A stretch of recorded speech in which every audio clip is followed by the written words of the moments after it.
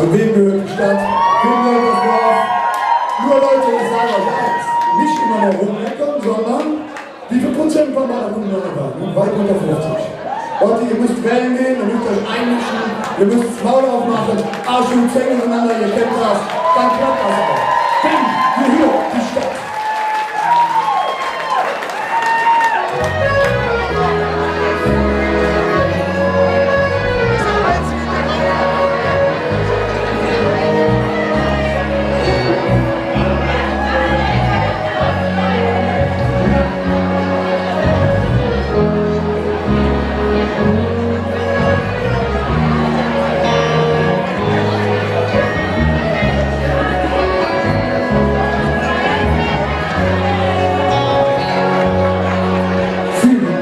Bist du in Investition, mit Aussicht auf Gewinn?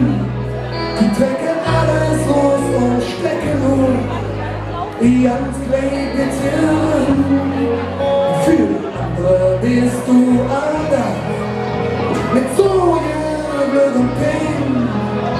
Die nennen dich zu Hof, weil wenn die Bauern sind.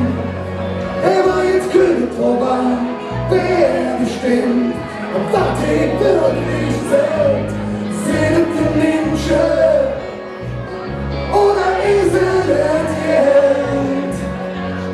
Wenn gehört die Stadt, und wenn gehört die Erd, sind die Menschen, oder ist es Geld? Die Stadt, und dann gehört die Erd, sind die Menschen, oder ist es Geld?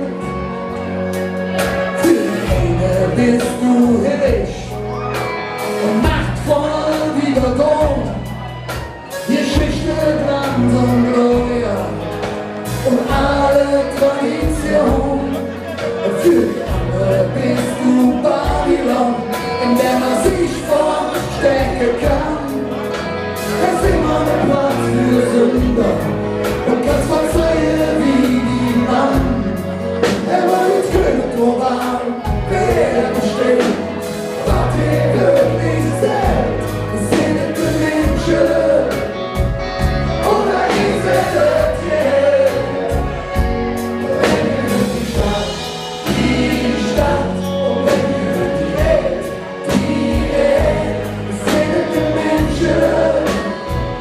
Oder ist es Geld?